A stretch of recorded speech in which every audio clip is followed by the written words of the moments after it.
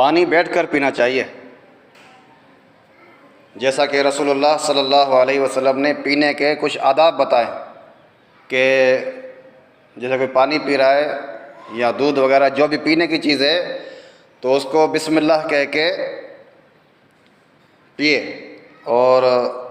تھوڑا سا پینے کے بعد پھر سانس لے، اور پھر الحمدللہ کہے، پھر بسم اللہ کہہ کے پیے اور پھر سانس لے، اور اس کے بعد کہے الحمدللہ، اسی طرح پھر بسم اللہ کہہ کر پیے اور پھر سانس لے اور الحمدللہ پڑھے، اور اس طرح یعنی بیچ میں 2 مرتبہ سانس لے، اور اس کے آخر میں جو ہے یہ دعا پڑھے کہ الحمدللہ الذی اطعم وسقى وسوغه وجعل له مخرجا، یہ دعا ہے، اور یہ طبرانی فی الاوسط میں سند حسن کے ساتھ حدیث موجود ہے۔ تو یہ آداب ہیں پانی پینے کے۔ اسی طرح ایک سانس میں نہ پیے، مستدرک حاکم میں ہے صحیح سند کے ساتھ، اور اسی طرح سیدھے ہاتھ سے پیے، الٹے ہاتھ سے نہ پیے، یہ بھی صحیح مسلم میں ہے، اور مشق کے دہانے سے نہ پیے، یہ صحیح مسلم اور صحیح بخاری دونوں میں حدیث موجود ہے، اور مشق کو اس طرح لٹکا کر نہ پیے کہ دہانہ کا جو منہ ہے وہ نیچے ہو بلکہ اوپر ہو، پھر اس سے پانی نکال کے پیے، اور یہ بھی صحیح بخاری صحیح مسلم میں ہے۔ برتن میں جو پانی پینے کا برتن ہے اس میں سانس نہ لے اور نہ اس میں پھونک مارے، یہ بھی صحیح مسلم میں ہے، اور ترمذی شریف میں بھی صحیح سند کے ساتھ حدیث موجود ہے۔ لہٰذا سانس لیتے وقت برتن کو منہ سے دور رکھے وغیرہ وغیرہ، یہ جو ہے ترمذی شریف میں یہ بھی الفاظ موجود ہیں کہ جب پانی پیے اور اس کے بعد جب سانس لے تو برتن کو منہ سے ہٹائے، دور کر دے۔ تو اسی طرح رسول اللہ صلی اللہ علیہ وسلم نے بیٹھ کر پینے کا حکم دیا ہے، پانی کو بیٹھ کر پینا چاہیے، یہ کیا ہے؟ حکم دیا ہے، اور کھڑے ہو کر پینے سے منع فرمایا ہے۔ حضرت انس رضی اللہ تعالی عنہ فرماتے ہیں کہ ان النبی صلی اللہ علیہ وسلم زجر عن الشرب قائما، صحیح مسلم میں کتاب الشرب میں موجود ہے کہ وہ کہتے ہیں کہ نبی صلی اللہ علیہ وسلم نے کھڑے ہو کر پینے پر دھمکایا۔ اب آپ جو ہیں دیکھیں کہ دھمکایا کس بات پہ جاتا ہے، کسی بری بات یا غلط حرکت یا نازیبہ کسی فعل پر ہی جو ہے ڈرایا جاتا ہے یا دھمکایا جاتا ہے یا ڈانٹا جاتا ہے، جیسا کہ رسول اللہ صلی اللہ علیہ وسلم نے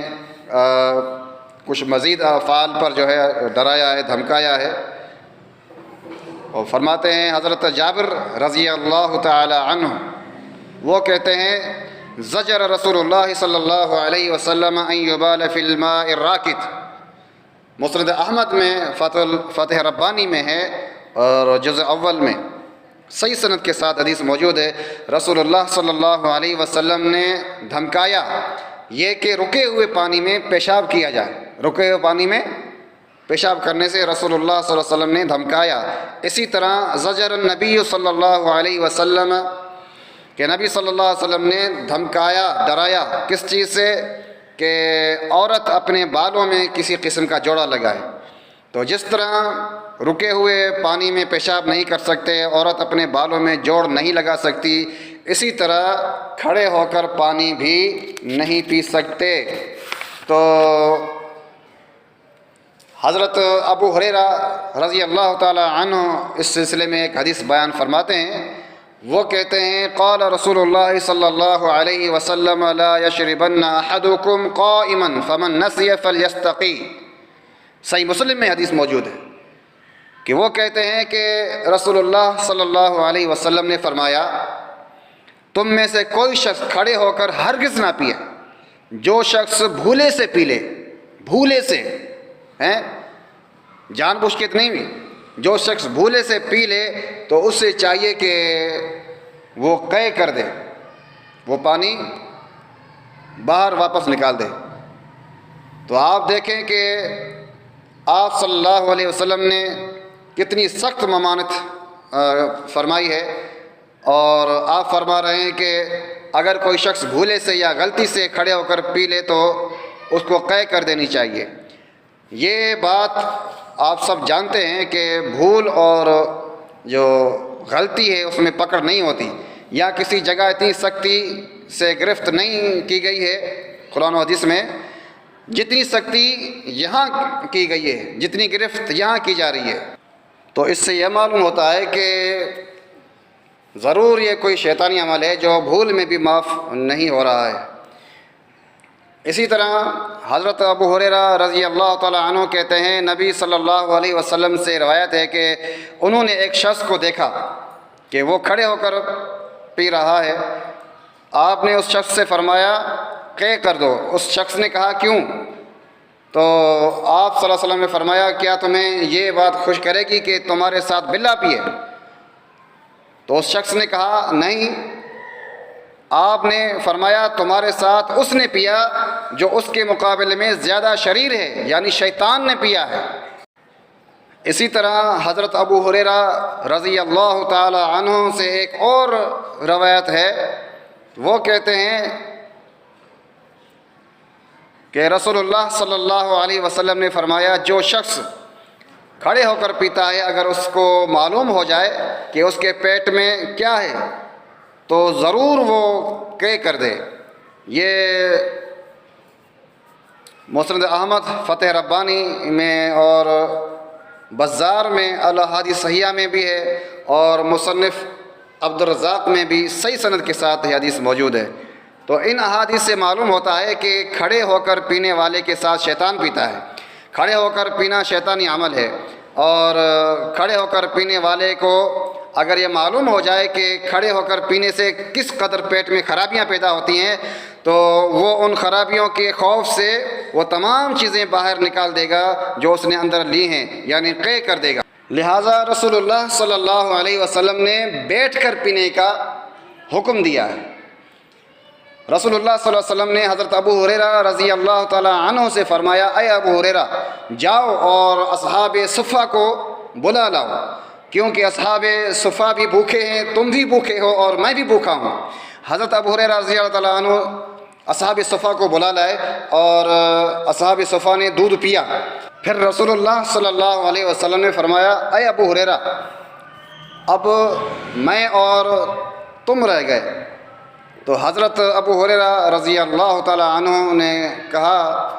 اے اللہ کے رسول صلی اللہ علیہ وسلم آپ نے سچ فرمایا۔ پھر رسول اللہ صلی اللہ علیہ وسلم نے فرمایا اقعد فاشرب فقعدت فشربت۔ صحیح بخاری اور فتح الباری میں یہ موجود ہے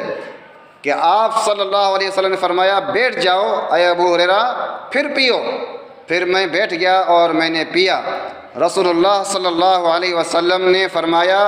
بیٹھ جاؤ پھر پیو۔ یہ ایک اور حدیث ہے صحیح مسلم میں، قال اجلس فشرب، یہی روایت ہے اور اس میں الفاظ اجلس کے جو صحیح مسلم میں موجود ہے۔ حضرت جارود بن معلّہ رضی اللہ عنہ کہتے ہیں ان النبی صلی اللہ علیہ وسلم نہا عن الشرب قائما، یہ نبی صلی اللہ علیہ وسلم نے کھڑے ہو کر پینے سے منع فرمایا ہے، اور یہ ترمذی میں صحیح حسن سند کے ساتھ حدیث موجود ہے۔ آپ دیکھیں کہ اللہ کے نبی صلی اللہ علیہ وسلم نے اس میں کھڑے ہو کر پانی پینے سے منع فرمایا۔ الغرض رسول اللہ صلی اللہ علیہ وسلم نے پانی کو کھڑے ہو کر پینے کو شیطانی عمل بتایا ہے اور دھمکایا ہے، ڈرایا ہے، قے کرنے کا حکم دیا ہے، اور اس کی ممانعت فرمائی ہے کہ یہ فعل کسی بھی طرح سے جو ہے درست یا جائز نہیں ہے۔ یہی وجہ ہے کہ آپ صلی اللہ علیہ وسلم نے بیٹھ کر پینے کا حکم دیا ہے۔ اچھا، بعض حضرات کہتے ہیں کہ رسول اللہ صلی اللہ علیہ وسلم سے کھڑے ہو کر پانی پینا بھی ثابت ہے، تو اس سے یہ مراد ہے کہ وہ ایک تو ذاتی رسول اللہ صلی اللہ علیہ وسلم کا عمل ہے، اپنا فعل ہے، اور ہمیں حکم دیا گیا ہے کہ ہم بیٹھ کر پانی پئیں، اس لیے کہ ہم حکم کے پابند ہیں۔ اللہ کے رسول صلی اللہ علیہ وسلم جی ہمیں حکم دیا ہے، ہم اس کے پابند ہیں اور ہم فعل کے پابند نہیں ہیں، کیونکہ جب حکم کو ہم نہیں مانیں گے تو گناہگار کہلائیں گے اور اگر فعل کو نہیں مانیں گے تو گناہ گار نہیں ہوں گے، اس لیے کہ ہمیں حکم یہ دیا گیا ہے کہ ہم بیٹھ کر پانی پئیں۔ اور دوسری بات یہ کہ وہ جو ہے ممانعت سے پہلے کا فعل ہو سکتا ہے، ایسا نہیں ہو سکتا کہ اللہ کے نبی صلی اللہ علیہ وسلم نے منع فرمایا ہو، ہمیں ڈرایا ہو، دھمکایا ہو کھڑے ہو کر پانی پینے سے، اور پھر آپ نے خود ایسا عمل کیا ہو، ایسا ہرگز نہیں ہو سکتا۔ تو اس سے یہی ثابت ہوتا ہے، جو 4-5 احادیث ہیں اس سلسلے میں آتی ہیں جو کھڑے ہو کر پینے کے حوالے سے، میں اس پر بعد میں انشاءاللہ تفصیلی بحث کروں گا اور اس کو آپ کے سامنے ثابت کروں گا۔ جو بھی روایت ہیں 4-5 روایت وہ ہیں، اس کے علاوہ کھڑے ہو کر کھانے کے حوالے سے بھی ہیں، تو اس میں کچھ بعض ضعیف بھی ہیں، لیکن حکم یہ ہے کہ ہمیں بیٹھ کر کھانا ہے، بیٹھ کر پینا ہے۔ لہٰذا جتنی بھی کھڑے ہو کر پینے کے حوالے سے احادیث ہیں یا کھانے کے حوالے سے ہیں، وہ آج کی تاریخ میں منسوخ ہیں۔ جو صحیح مسلم کی اور صحیح بخاری کی احادیث ہیں جس میں اللہ کے نبی صلی اللہ علیہ وسلم نے ہمیں حکم دیا ہے، اس حکم کے بعد یعنی بیٹھ کر پینے اور کھانے کے حوالے سے جو احادیث ہیں، ان احادیث کے بعد اب وہ احادیث جو جن میں کھڑے ہو کر کھانے اور پینے کا ثبوت ملتا ہے، وہ تمام احادیث منسوخ سمجھی جائیں گی، نہ کہ ان صحیح احادیث کو جن میں اللہ کے نبی صلی اللہ علیہ وسلم نے ہمیں حکم دیا ہے، کیونکہ فعل پر حکم کو مقدم ہے۔ اگر ہم اللہ کے نبی صلی اللہ علیہ وسلم کے حکم کو نہیں مانیں گے تو یہ مخالفت رسول صلی اللہ علیہ وسلم ہوگی، نہ کہ ان احادیث کو منسوخ کیا جائے گا جو کہ حکم ہے۔ جیسا کہ انجینئر محمد علی مرزا صاحب نے اپنے ایک کلپ کے بیان میں کہا ہے کہ صحیح مسلم کی وہ احادیث جس میں اللہ کے نبی صلی اللہ علیہ وسلم نے بیٹھ کر پانی پینے کا حکم دیا ہے، اس کے متعلق وہ کہتے ہیں کہ وہ منسوخ ہیں آج، یعنی جس بات کا اللہ کے رسول صلی اللہ علیہ وسلم نے حکم دیا ہے کہ یہ بیٹھ کر کرو، اس کو وہ کہتے ہیں کہ یہ منسوخ ہے، اور جس سے منع فرمایا ہے کہ کھڑے ہو کے نہ پیو، جن احادیث میں منع ہے کھڑے ہو کر پینے سے منع فرمایا اور اس سے ڈرایا دھمکایا،